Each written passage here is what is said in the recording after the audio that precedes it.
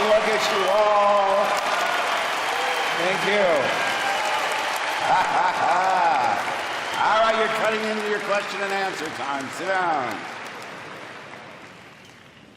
I don't need a host. I love this. This is my favorite thing to do, to tell you the truth, is to come and talk instead of signing or whatever. This is my favorite thing. And I don't think of it as a show. And I'll prove it in the next hour. I think of it as a conversation with 4,000 of my closest friends. I'll treat you just like if you were in my living room back at Malibu, except I won't be serving snacks. And there's a lot to talk about. You know what's really interesting? Here you all are, and look at you, all excited. We're all dressed up, we're out of the house. But people work all their lives to buy houses. They make down payments, they go to work, they get a house. As soon as they get the house, they go, I gotta get out of the house. I can't be in the house anymore. Let's go somewhere. Let's get dressed up and go to a celebration. Yeah.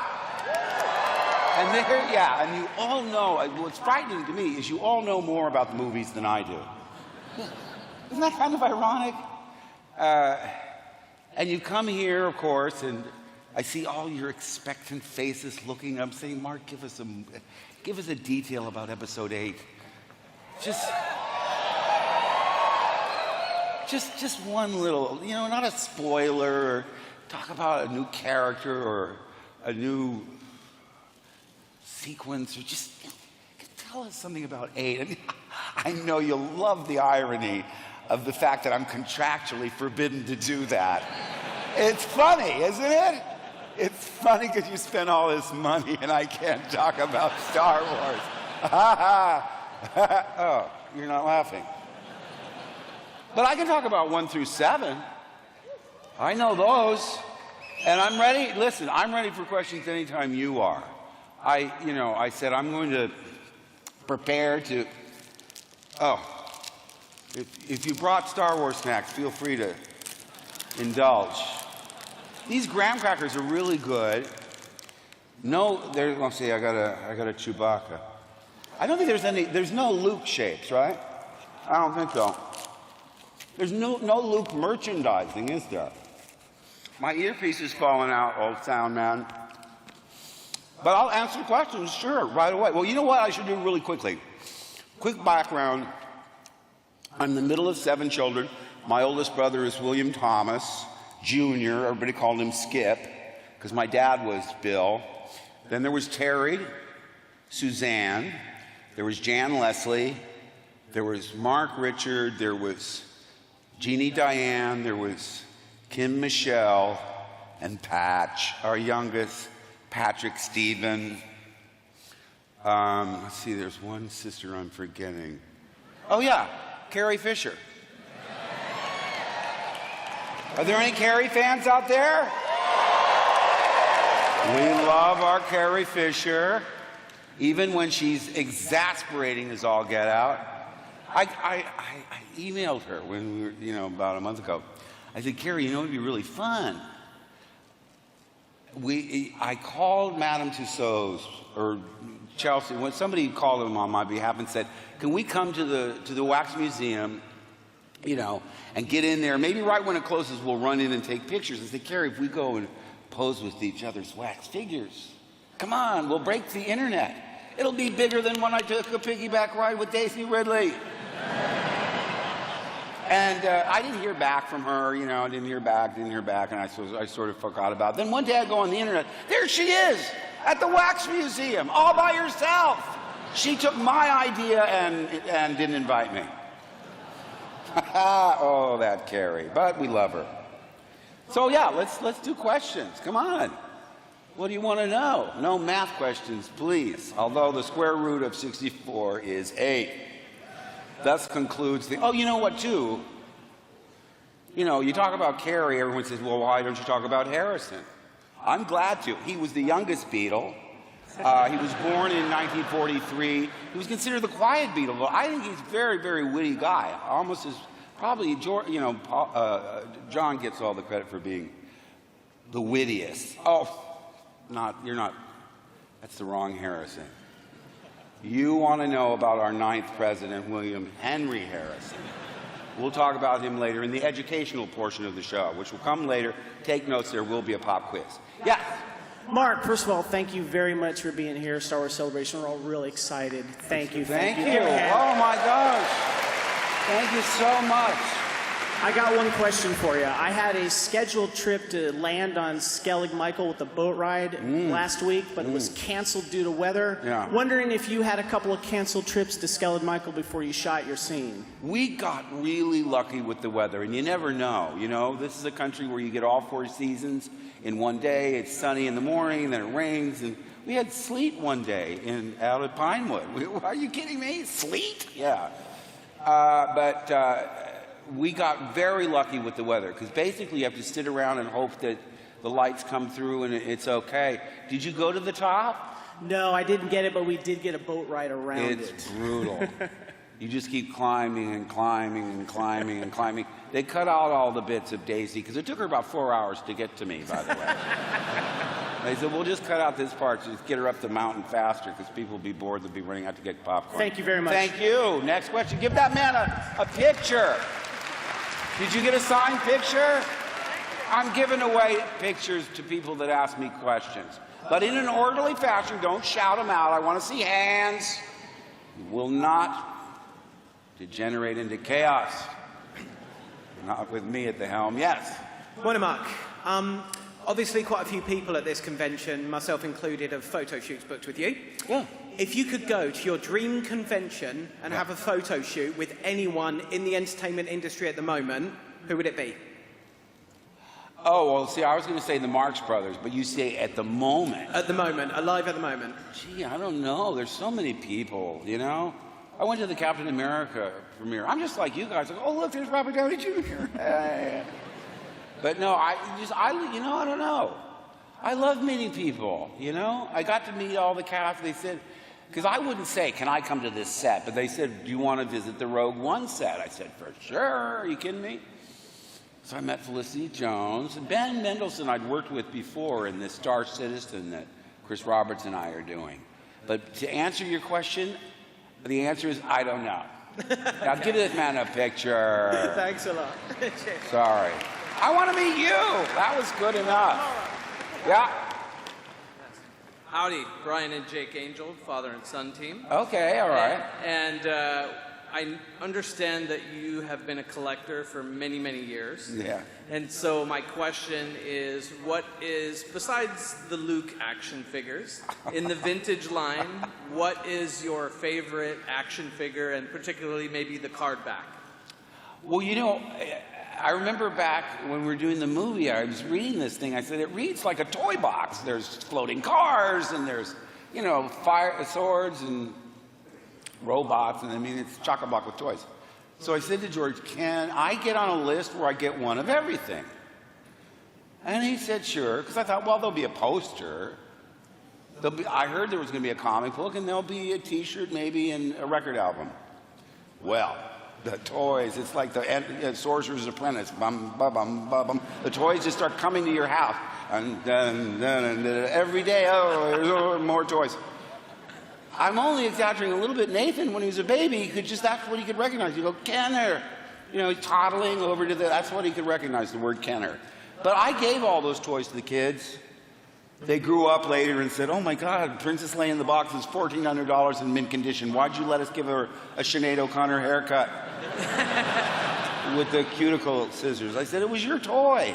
They should be played with and enjoyed by everybody. But I guess in terms of my toy collecting, you always like to collect what you liked as a kid. And I have so much. I mean, this new show I'm doing, Pop Culture Quest, is like an extension of my collecting, because there's no more room in my house for stuff. That's what George Carlin talked about. We all need a place for our stuff. When I started putting my collection in storage bins in Port Hueneme, that's no fun. It's terrible. Your accountant calls it. Did you get that Adventure 40 into the safety deposit box? That's not fun. We want these things. We want these things to share and look at. So Pop Culture Quest, I'm doing as a way for me to have an excuse to come to your house and look at your collection. May your collection be with me. You may wind up at my house because I love the R5D4 and you're on the card back. Wow, excellent. All right, give that man a picture. Let's have another question. Thank yes. you. Yes. Hey, Mark, just curious. Are there really 4,000 people here? Oh my gosh. Now we're all best friends. Let's take a selfie. Bang. Yeah. Do you enjoy the secrecy behind Star Wars, or does it kill you like it kills me? Well, it can be really annoying and intrusive. You get call sheets, there's no names. Everybody's got a number. You know, you're number 11. You're 33. You're looking at the call sheets, wondering who's working today. You go, oh, I love 22's work. She's twice as good as 11. Oh, all right. Everyone says on Twitter, oh, you're so dad humor. I am. I don't know. I said, what is dad humor? I asked my kids, what's dad humor? And Chelsea goes, well, you know, obvious. Griffin said puns. Nathan said, not funny. So it makes me laugh. I love Twitter. It's fun. It's like it's more than electronic fan mail. It's like you get to interact with them and answer questions and so forth. But your question of secrecy, they're not doing it to annoy you. It's just that they want the surprise to be in the movie theaters, not on the internet. My two old... That's what it is. You don't want to know what you're getting for your birthday. I had two sisters that used to go up and look at my parents' closet and come down and say, you're getting a Beanie and Cecil board game for your birthday. I go, why'd you tell me? Now I have to act surprised, and you ruin the surprise. So no, I understand why they're doing it, but it can get really out of control, like I say, with the pages that get shredded every day. I have to, I'm in the elderly recluse phase of my career. I have to write cartoons in the margins to make me remember these lines. You can't do that on a pad. I need old school. I need a script that you can write on, that you can take home and look and read. So they'd let me have one scene, and I keep it on my person, because you get really paranoid. You think, ooh, I left the pad. I wonder if the maid knows the code. It's this long. It's crazy, with numbers and letters and capitals and small and really bad. There was a short way to do it, but if you had your pad off for longer than 3 days, then it would go back to the long one. It drives me crazy. It really does, but it's for your viewing pleasure that we do this. Okay? So who else? Got a question? I got to go fast because there's so many people. And look, oh my gosh, it's already 44 minutes. Here, I'll talk fast. Yes. Mark, Yes. What was your first reaction when you found out what your part on episode 7 would actually be? Did you think it was funny? Were you insulted? No, I wasn't insulted. I thought it was a really a great surprise, but I don't think they prepared me correctly. In other words, I went to training and, I lost all this weight and did all these things. And I thought, I must be doing something physical if they're sending me to the gym twice a week and torturing me physically. But I think they could have prepared me a little better. It reminds me of the story of the guy that goes on vacation. He has his friend watch his house, see? And the guy goes away and he comes back and asks his friend, it's all about preparing you, right, for the fact that, it's going to happen. The guy goes on vacation, he comes back and he says to his friend, so how'd it go? And his friend says, well, your cat's dead. And the guy said, what? My cat's dead? Oh my God, that's terrible. And why did you tell me like that? He said, the friend says, how did you want me to tell you? He said, you could have prepared me a little bit. You could have said that your cat was playing on the roof, and you could say he saw a bird and he scampered across the roof and he took a misstep and he fell to the ground and unfortunately he didn't make it. Something like that. And the friend says, okay. And the guy says, any other news? And his friend says, Well, your mother was playing on the roof. Now, I tell that because it's funny, because it's about cats dying. But beyond that, it's about preparing you, about saying, oh, by the way, you know all that workout where you lost all the weight? You're going to have to turn and remove your hood. I said, oh, I got to lie down for a minute. Oh.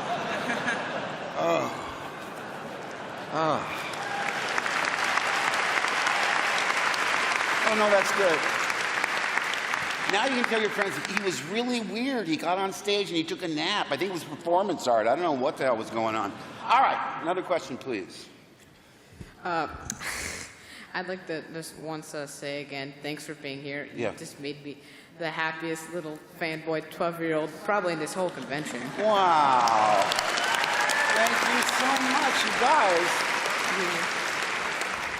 So, my question, I was like, I thought, well, what was Mark Hamill's funniest moment of filming between 1 and 3, being New Hope and You know what's interesting is, like, you forget about these things, and then you see on the internet clips, or I guess they put things on for DVD extras, and even in a scene as serious as Ben Kenobi being cut down, we were laughing so much. All the time we were laughing.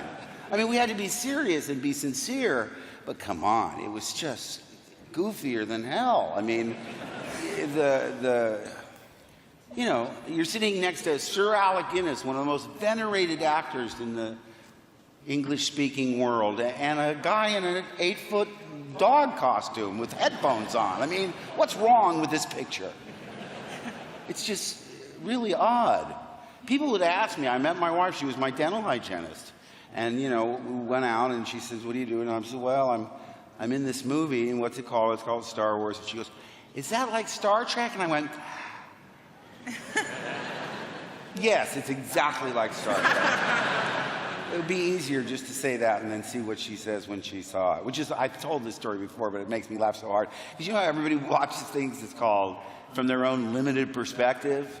So she's a dental hygienist, so she's watching the movie. And you have to imagine back before you were born, that ship coming over at the very beginning goes on and on and on and on. The audience just went, whoa. Then, now you need more for your thrills. But then it was like, oh my gosh, that's so impressive. And they were really sort of bedazzled by that. And then they cut to what I call the bad guys' board room meeting. Gentlemen, this pointless bickering, all that. But Richard Parmentier is delivering that line, you know, that Lord Vader, your sorcerer's ways have not, you know, all that stuff. The location of the hidden rebel base. And my wife, she doesn't take her eyes off the screen. She was my girlfriend then. She goes, bad caps. Really? That's what you're reviewing it from a dental point of view. May the floss be with you. All right, give that guy a picture. Another question. Mark. Yes. I'm way in the back here. You are? Yeah.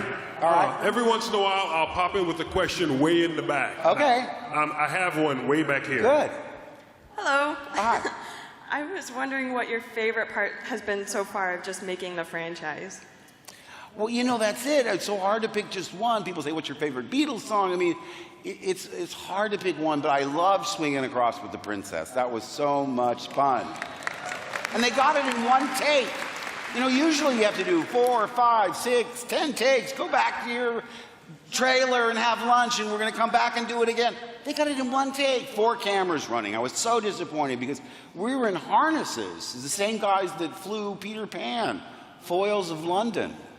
So they said, you want to fly? I said, so much, because, you know, one take.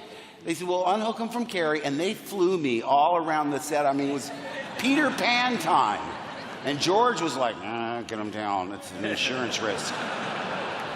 If he hits a wall like Wile E. Coyote, the whole movie's off.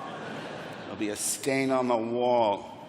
But that I loved. I loved the cantina sequence, because in the movie like this, you're always wondering, where's the creature going to be? And I guess to a certain extent there were sand people, and there was Jawas and so forth, and there was Darth Vader. Come to think of it, there were a lot of creatures. But my point is, when you walked into that bar, everywhere you looked, I thought that was so novel, an idea to go into a bar where everybody's a creature different from you except for you. There was lots of good stuff I loved. Yeah. Hi, Mark. I was wondering if you could tell us what your favorite part of the filming process is. Of the what now? Filming process. So is it seeing the final product or learning your lines or... Oh, I always remember the people. I remember the people more than the specific line. I remember, Colin Skeeping, my stunt guy, or whoever, my dressers. Everybody's so nice. I mean, telling you, I really love what I do. I'm so lucky to be able to do what I want to do. When I was a kid, I had a little tape recorder. I would tape, I love the sound of people's accents. Bela Lugosi, I never drink wine. I thought, where's this guy from? Why does he talk like that? Hearing the Beatles dialects, I love the sound of it all. And so I would be practicing, and my mom would say things like, well, yes, honey, that is a very good Elmer Fudd impression, but it's not going to help you later in life with your profession. I haven't played Elmer Fudd, but I loved Peter Lorre. I loved Boris Karloff. I loved the way he spoke. I don't know where he's from, and he's got a slight lisp, but I love the sound. Laurel and Hardy. I said, where is this guy from? Before the internet, I know a lot of you can't remember this, but before the internet, you actually had to go to the library and look things up in books, which is very embarrassing because I'm not really an intellectual person. I don't want to know about Russian history and ancient Rome. I said, do you have any books on the Three Stooges? But, I like having fun. I'm like right now. I'm having so much fun, you guys. Thank you so much. Yeah. All right, give her a picture and let's have another question. Hiya there, Mark. Hi. Hi. I follow your Twitter feed and find you extremely funny. You do. Thank you. Here's the guy. He's the one. At school, were you the cocky, kind of confident type that, like my daughter? Yeah, well, see, now I tell you, I went to 9 schools in 12 years, okay? Because we moved all the time because my dad was in the Navy. And that's how I wound up going to Yokohama High School in Japan. And I used humor as a weapon, because if you could make a bully laugh, they forget why they wanted to punch you in the face. And I wasn't really an athlete. The things I was good at athletically, like swimming, or I did join the wrestling team for a year, but I didn't play football, or, I like making people laugh. But I wasn't really, I'd always sit in the back of those classrooms to sort of suss out and figure out where I belonged, who should I hang with, and all of that. And then you just get to the part where you feel like you're sort of comfortable, and you go, Dad got transferred, we're going to wherever, Pennsylvania, or Virginia, or San Diego. So, no, I wasn't the class clown. I was the sidekick. I loved class clowns. I love to laugh. I'm a good audience, and I would hang out with the class clowns. Thank you. And I look forward to Killing Joke as well. Oh, yeah. You know about that? I'm telling you, be careful what you wish for, because I kept saying, when Joker was over for me, I said, what we ought to do is we ought to do Killing Joke, and the thing is, it's not for kids, and I really apologize. It's rated R. Oh, thanks, Chelsea. But it's really mean and nasty. And by the way, for you Alan Moore fundamentalists, of which I am one, it's not, because I thought of it as a book on tape, where we can do every single word, right, and just do music and sound effects. Because Alan Moore doesn't like anything that they do. V for Vendetta, he didn't like Watchmen. It's just, he's a perfectionist. So he's going to hate Killing Joke. But Killing Joke is embedded in a larger story that I can tell you involves Batgirl and Batman. And like I say, it's earned its R rating. I mean, they really did it like the book. And I can only tell, kids will come up to me and say, oh, I'm so excited for The Killing Joke. I said, don't you watch that? Because it got progressively weirder and harsher as we got into the video games. I'll talk over in this direction for a while. No. We'll pit side against side. It'll be like the Sharks and the Jets. But no, there's a version of Joker that's going to be on. It's called JLA. What does it stand for? Justice League Action. That's what it's called. And they're 11-minute cartoons. Look at you. And I like the short form cartoons. I like regular show. Because they're short. You know, you get on, you establish the premise, you're entertaining, and then get off. Leave the people wanting more. Don't hang around until everyone's sick of you. And speaking of which, oh, okay. Is it counting down? Oh, I see what it was. A minute ago, I thought we were at the 44-minute mark. I said, how can that be? No, we had 44 minutes left. Oh, my God, it's going down. We still have half an hour. Woo! Yeah! Woo! Half an hour to be probed ruthlessly by all of you kids out there. So anyway, Justice League Action it's back to old school. It is for young people. You know, really, let's face it. That's my crowd. The young and the mentally young. Woo! I know. You can see, because you can relax around me, see? It's not like you get around some other star and you go, oh, I don't know what to do or how to sit. Come on. I'm easy peasy. That's the thing. I always like having a good time if I can manage it. Dentist's office, that's a real challenge. But look, I found my wife at the dentist's office, so there's good things associated with it as well. Next question, yes. Hello, Mark. Yes. Me and my friends, we have come from Poland all the way to see you. Born Germany? No, but I'm working there right now. Oh, okay, I'm sorry. Go ahead. Very complicated. So, first of all, guys, I wanted to say to all the audience here, this is incredible because not only me, but I know all of the guys here and girls were waiting like 40 hours, 20 hours to see you. And that's true. I've been waiting with my friends. I've been waiting with my friends for like 9 p.m. from yesterday, all the night, 4 different queues just to see you, and it's extraordinary. It's something. Great. Thank you so much. Guys, I know you've done this all. Yeah. It's great. It's great. So my question is, maybe it's make you a bit comfortable, but. All of these years, you've been like a Star Wars superstar, but there are other film options for you. Yeah. Have you ever problem with that, or you've been angry because all the producers, all the filmmakers have seen nothing but Luke Skywalker in you? And was this ever any problem here? Have you felt a bit angry because all the people see you and you're Well, no, but see, the thing is, I got to go, I think you get to play the most character roles on the stage and in animation where they can't see you. So I got all my sort of character actor licks out on Broadway playing Mozart or in Harrigan and Hart. I mean, you know, I live in a semi-delusional bubble, I'm sure, you know, where it's like... I'm isolated, and I'm really happy doing whatever I'm doing. I really enjoy doing Miles from Tomorrowland and all the cartoons. I love it. The people are so nice. The casts are spectacularly talented. Let me tell you, you get in a room with 8 voiceover artists, it's like 1,000 people. They all can imitate other people. So, you know, you have all the, you know, Clark Gable interviewing Jerry Lewis. Why? It's just amazing.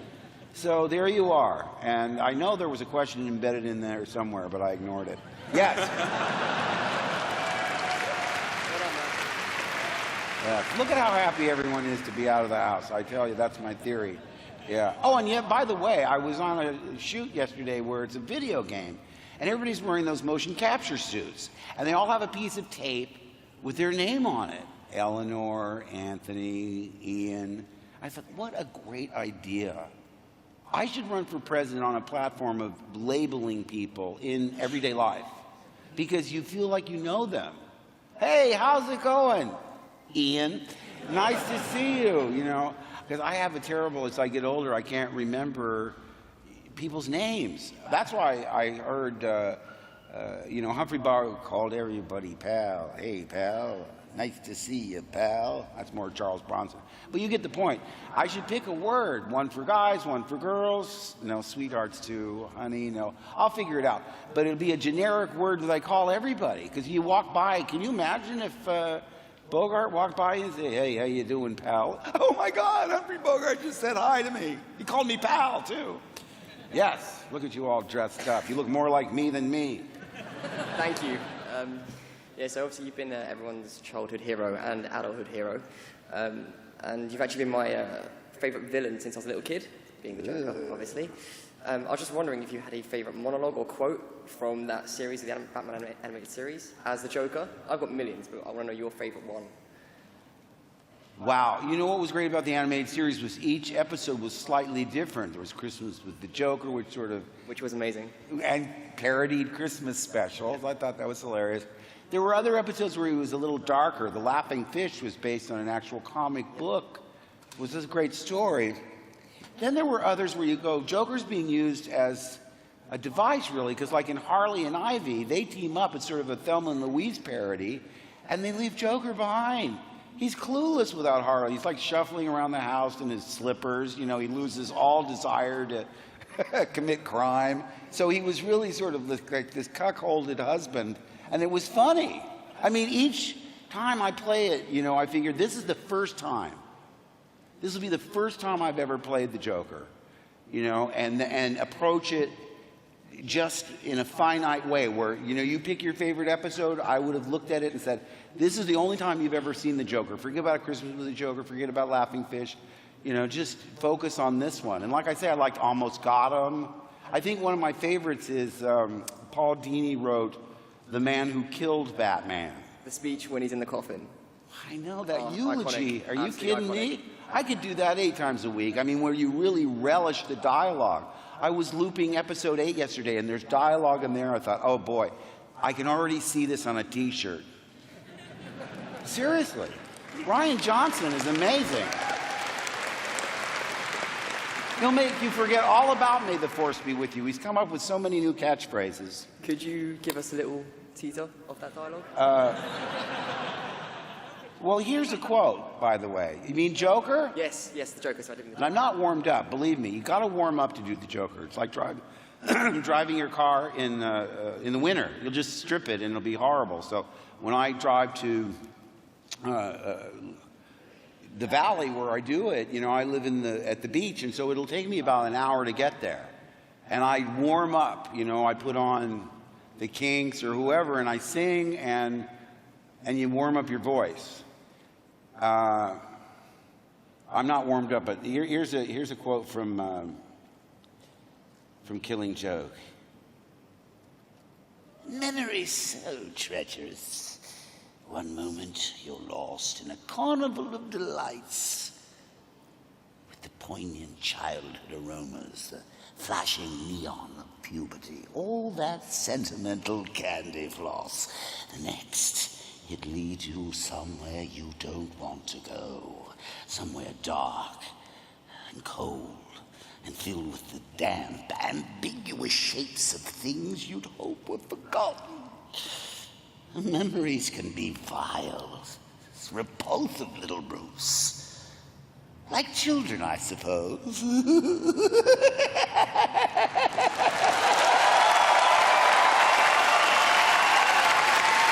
Thank you. Oh, we're having fun now.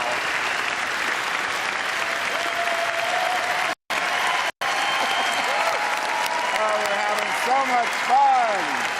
We're having so much fun. We'll have another question. Mark, I'm way up here on your far left. Yes? Way up top, far left. Yes. Yeah. Hi, Mark. Hi. So we've got Star Wars. You know, we grew up with that when we were, you know, children, growing up now, even adults. What did you have when you were a child?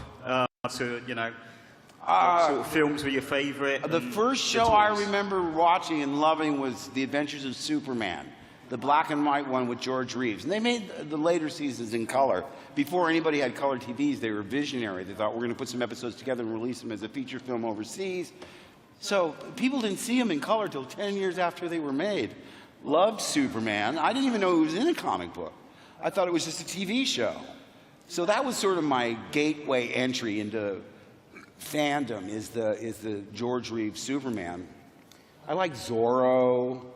I like comedy. I love the Marx Brothers and Laurel and Hardy, the Honeymooners. I love Little Rascals. I brought Little Rascals over to London with me to watch because, you know, when I do the treadmill or something that I don't want to do, you go, okay, this is either 2.5 Bugs Bunny cartoons or, you know, an episode of the Honeymooners. And that's the way I do it. So all those things. Yes. Oh, I'm Robert from Orange County, California.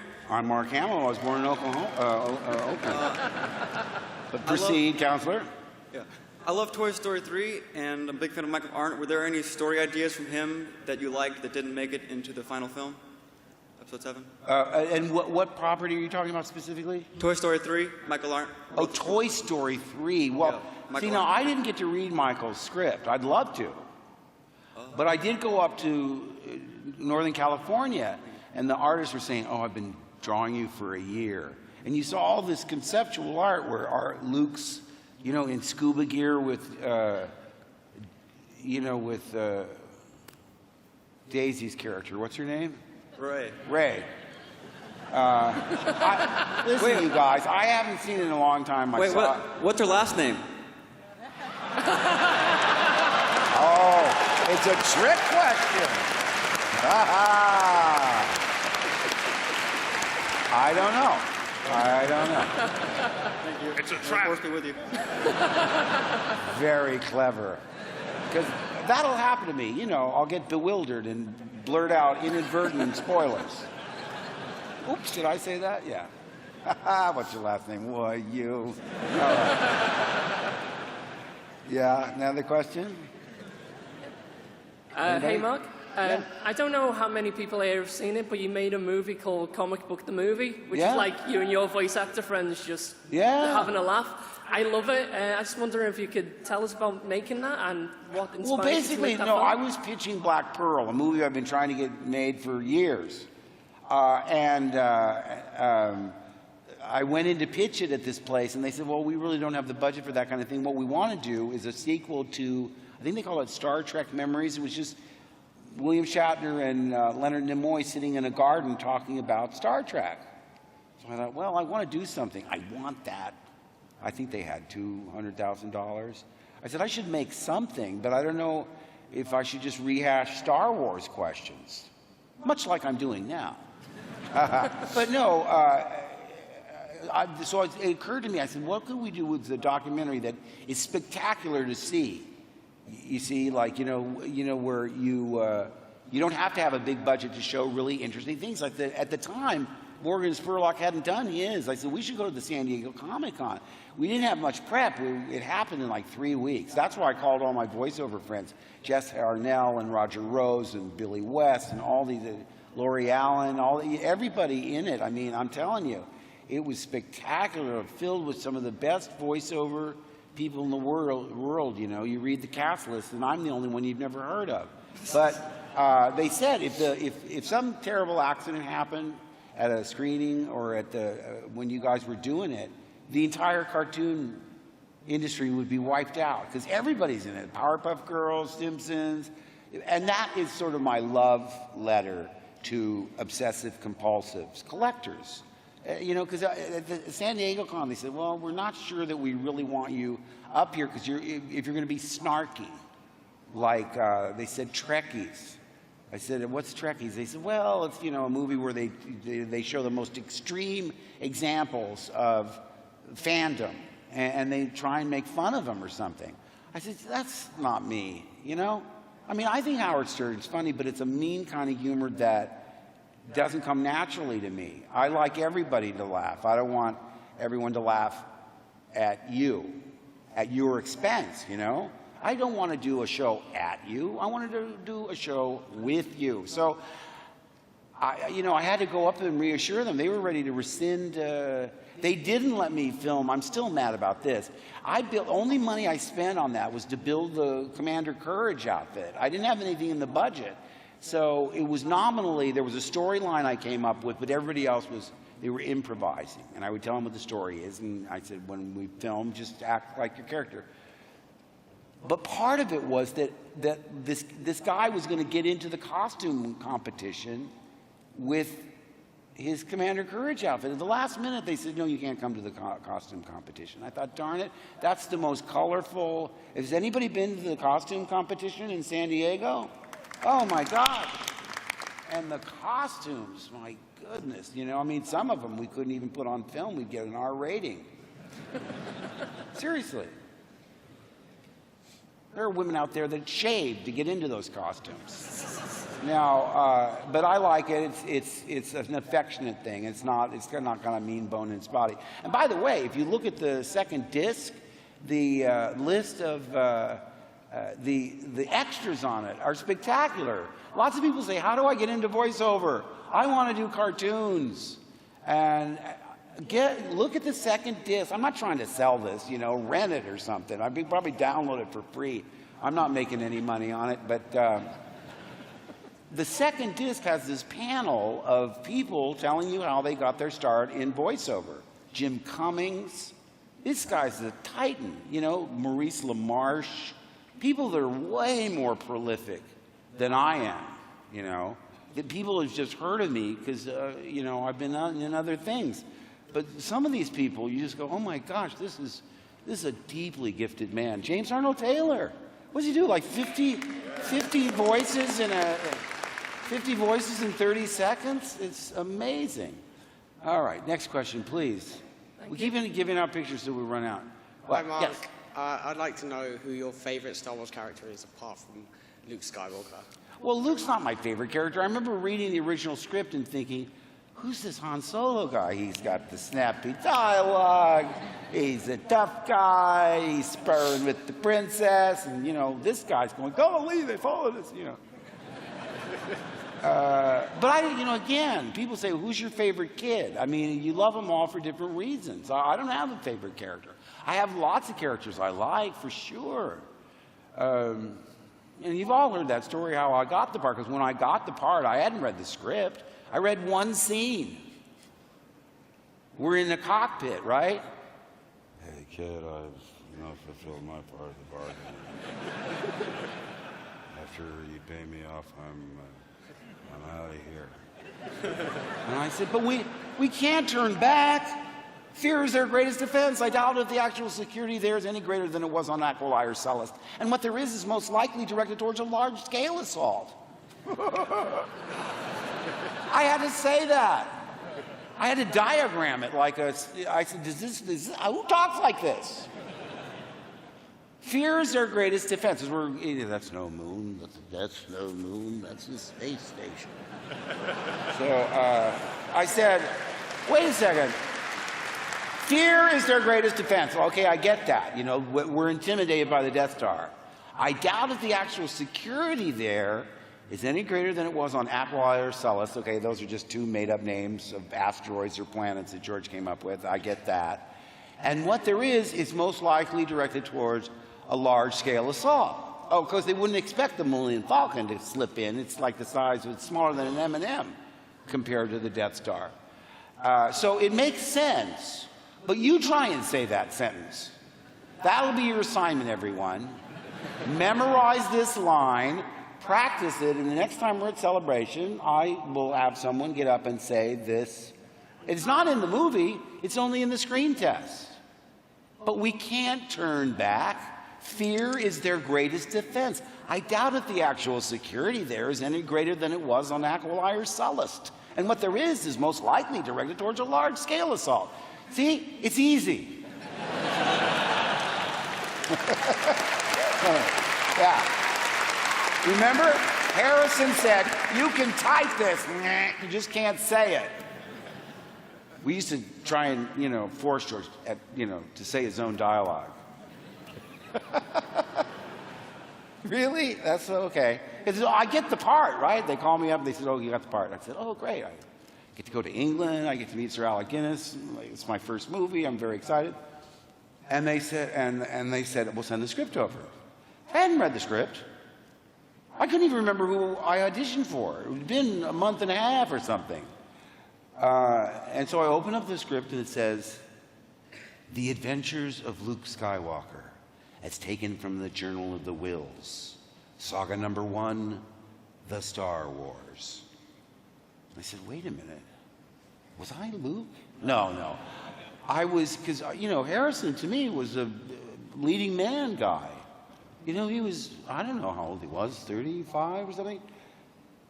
So I said, oh, I'm his sidekick. Plus, he was cool. I was the one, being, no, take me here,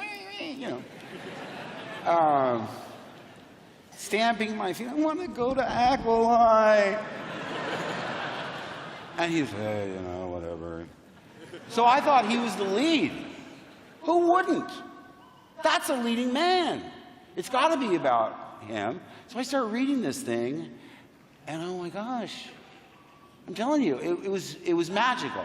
You didn't have to have the special effects and the music and everything. The magic was in those words and that imagery.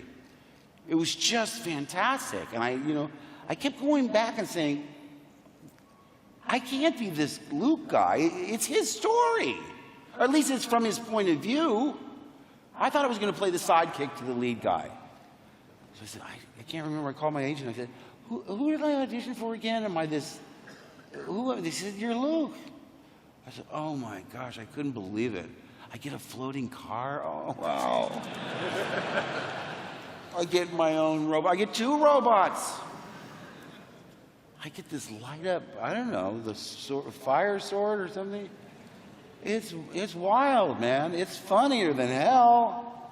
It's really funny. I mean, that's another thing is when I did the screen test, I said, is this parody? Is it like a Mel Brooks movie or something? I mean, who talks like this? And I was trying to, ask George, is this sort of like a parody of Flash Gordon? And he's like, it's just like, let's just do it and we'll talk about it later. And of course, you learn that you don't talk about it and then you never talk about it later.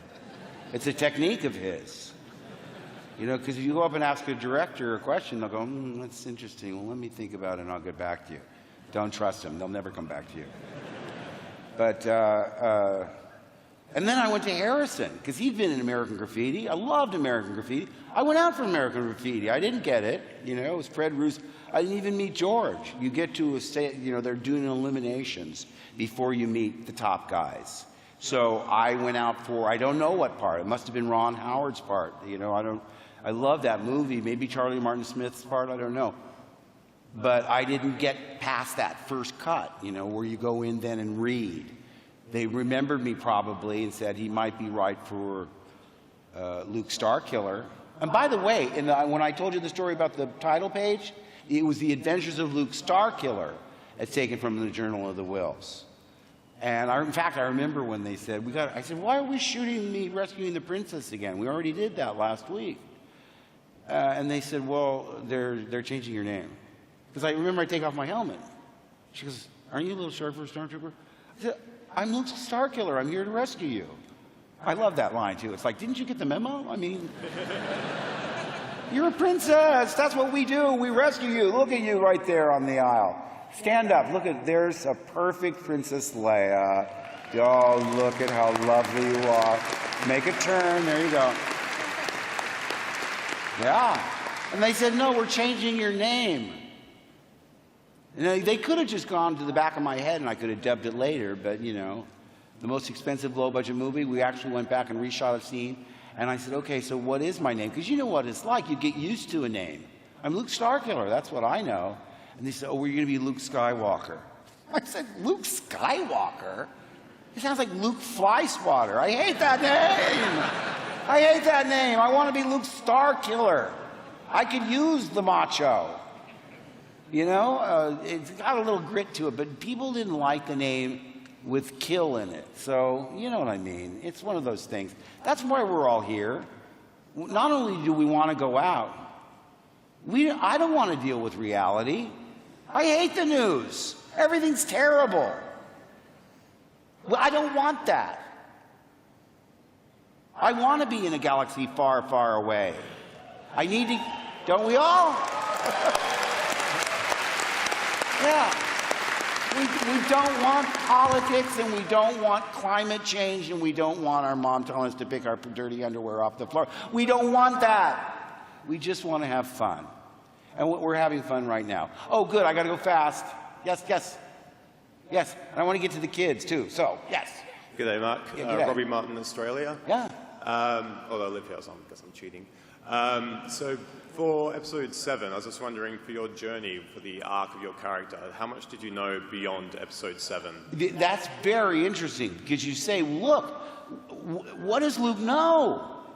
Can he feel that Han Solo's in danger? All those things. See? I said, even if you don't plan to tell the audience, I have to know for myself. I made up a whole backstory of what happened between getting my medal, and yes, I agree, the Wookiee should have gotten one too. He really deserved one, but, you know, we were less enlightened in those days. But you're right. I said, because if you don't tell the audience, it's not about me anymore. It's really not my story. It's the story of Rey and Finn and Poe and all of them, which is the way it should be.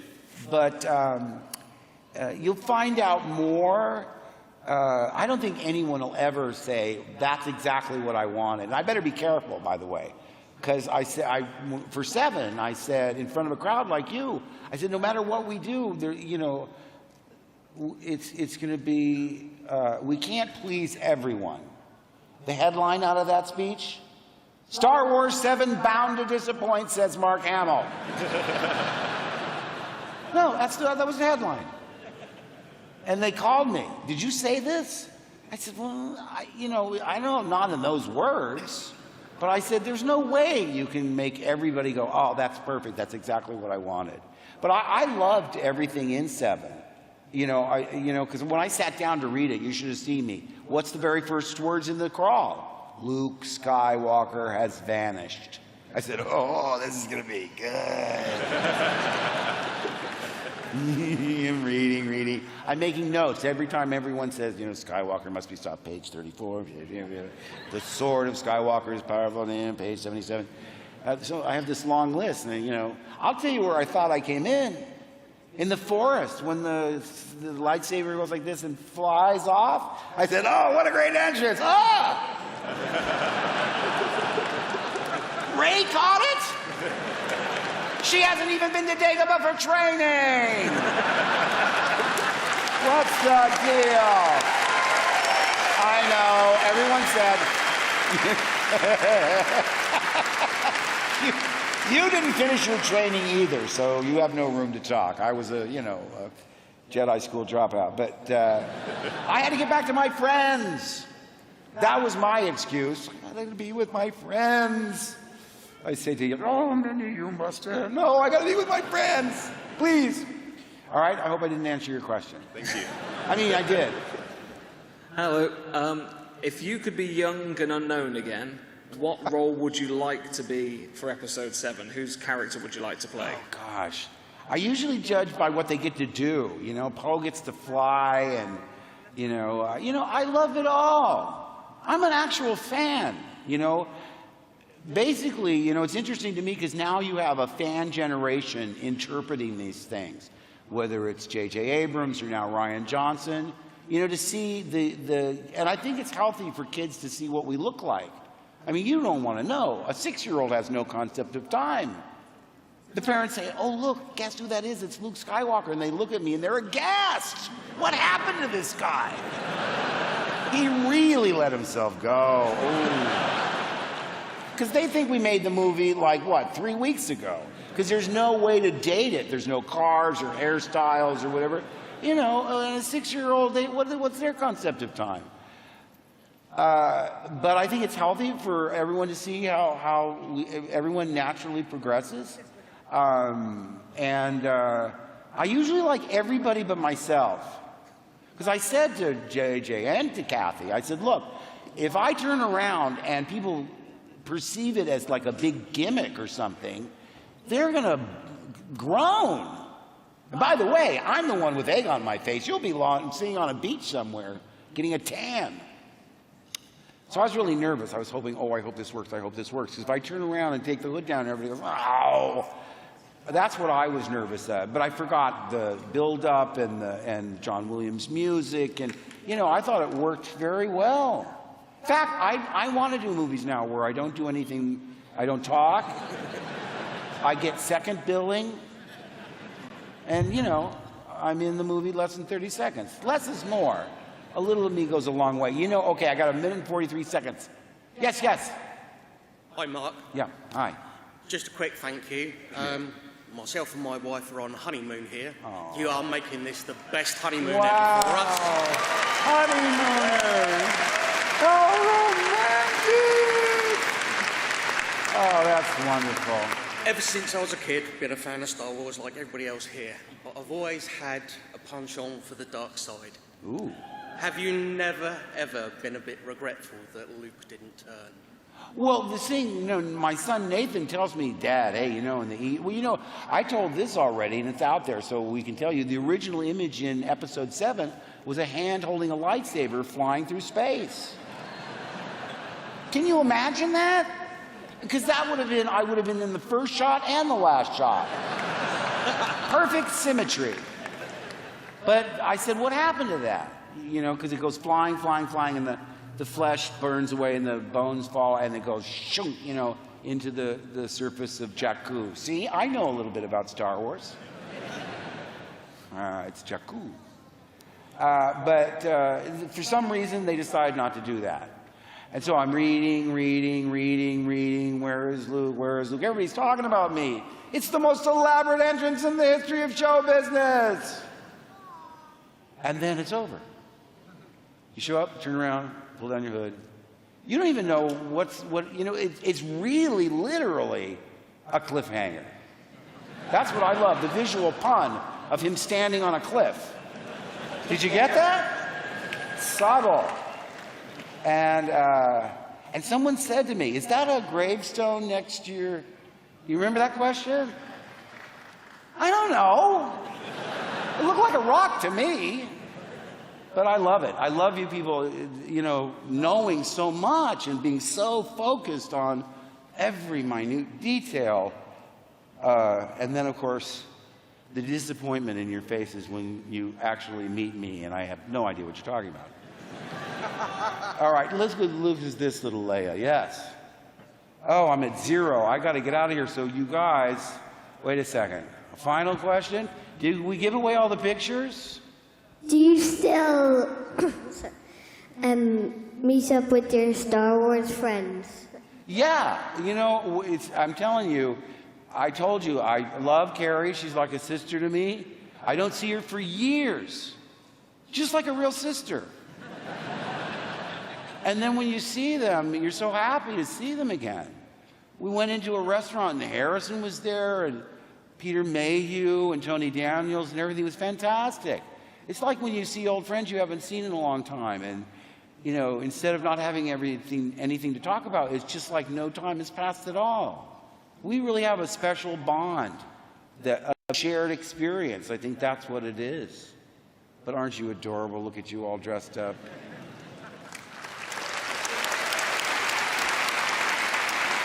That was our last question. I love the costumes. It's so fantastic, yes. So in my men, I see blinking zeros. I think security is going to wrestle me to the ground if I don't shut up. But listen, it sounds corny, but, you guys have been there from the very start and supported us through thick and thin, through highs and lows, and I can't tell you how much that means to me. I never expected to be in anything that would be remembered, or at least remembered fondly. And, you know, I think of you guys more as like my extended support group. You know, you are more like family than fans. And we can't thank you enough. We hope you all enjoy. I'm telling you, I can't wait for Rogue One. That looks fantastic. Yeah. And you know what I think?